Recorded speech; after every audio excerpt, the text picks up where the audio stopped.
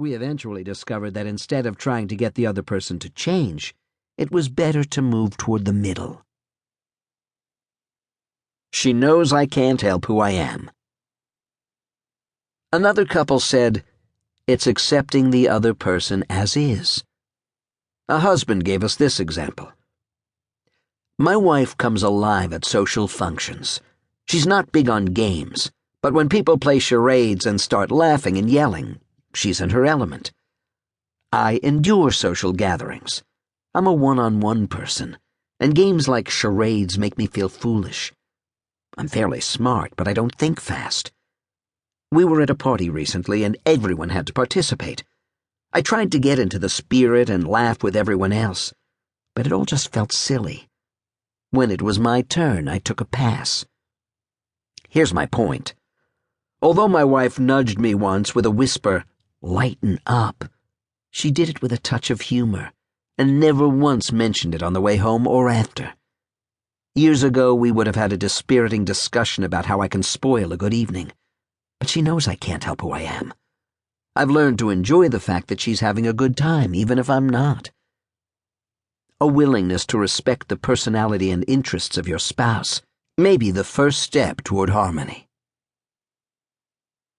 Learning the 5 love languages. However, time alone does not heal all differences. That is why Gary's counseling office has seen a steady stream of couples over the years.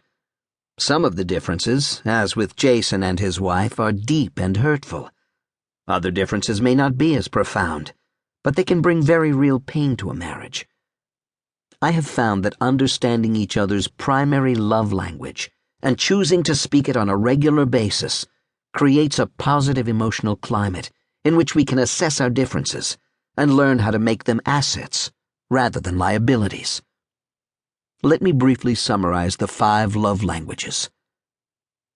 1. Words of affirmation. Using words to affirm your spouse. You look nice in that outfit. I really appreciate what you did for me. One thing I really like about you is. 2. Acts of service. Doing things for your spouse that you know they would like for you to do. Help cooking meals, washing dishes, vacuum floors, mowing the grass, washing the car, cleaning the garage, and so forth. If this is the love language of your spouse, then actions speak louder than words. 3. Gifts. It is universal to give gifts as an expression of love. A gift says, "He was thinking about me," or "Look what she got for me." 4. Quality time. Giving your spouse your undivided attention.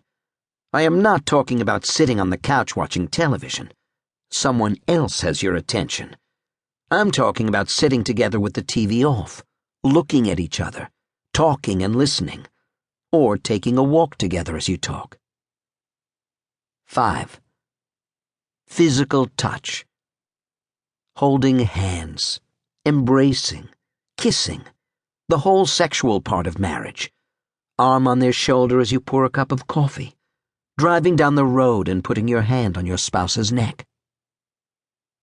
The basic concept is that out of these 5 languages, each of us has a primary love language. One speaks more deeply to us emotionally than the other 4. It is very similar to spoken language. Each of us grew up speaking a language with a dialect. That's the one we understand best. The same thing is true in speaking love. If you speak your own love language and not your spouse's love language, it will not mean to them what it would mean to you. Many couples have missed each other emotionally for years because they have not learned to speak their spouse's primary love language. If this concept is new to you, you may want to go online and take the free profile to help you determine each of your primary love languages. Visit www.5lovelanguages.com. When you speak each other's love language on a regular basis, you create a positive climate in which the 2 of you can process differences much more easily. At times, I just wanted to quit life. Counselors